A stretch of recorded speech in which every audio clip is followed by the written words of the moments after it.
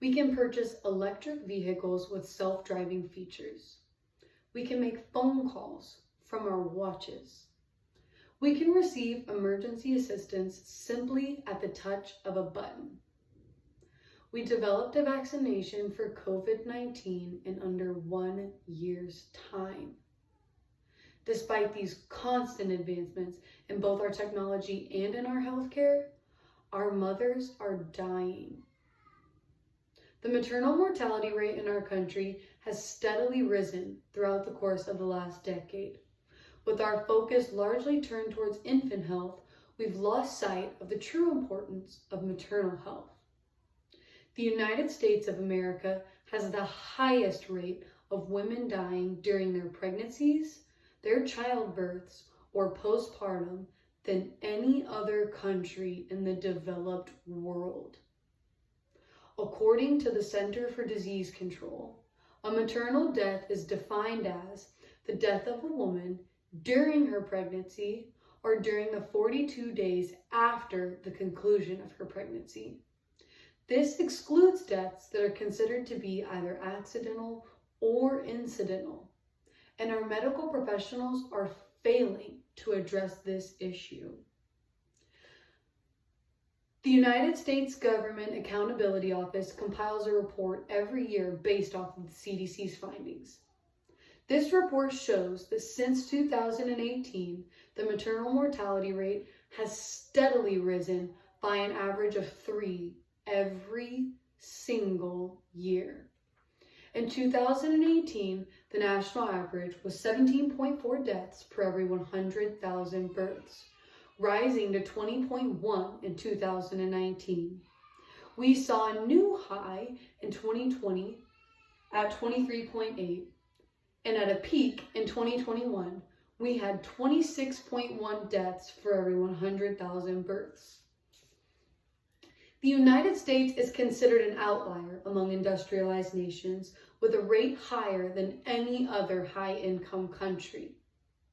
France ranked the second highest among nations that were comparable, with a rate of 8.7 deaths for every 100,000 births. 1/3 that of the United States rate. UNICEF data on maternal mortality has found that the global rate has decreased by 38% since the year 2000. Meanwhile, in America, a woman is 50% more likely to die from her pregnancy than her mother was. The question we should all be asking ourselves is, why are so many preventable deaths occurring, and what can we do to change this? We know that of the near 1,200 maternal deaths that occurred here last year, 60% of them were preventable. The NIH states that in the week after delivery, high blood pressure, severe bleeding, and infection are the leading causes of death. Cesarean section is the largest performed surgery in the US, and it is often done so electively, though it can be a life-saving medical procedure for both mothers and babies. For a woman, an elected cesarean section can raise the chance of death by at least 60%, and in some circumstances, it can raise this rate as much as 700%. Being knowledgeable in key information such as this may sway future mothers from electing a voluntary surgery out of convenience for herself or her medical provider. It is vital that our mothers and our healthcare workers come together to educate parents on these risks as well as the signs and symptoms of them.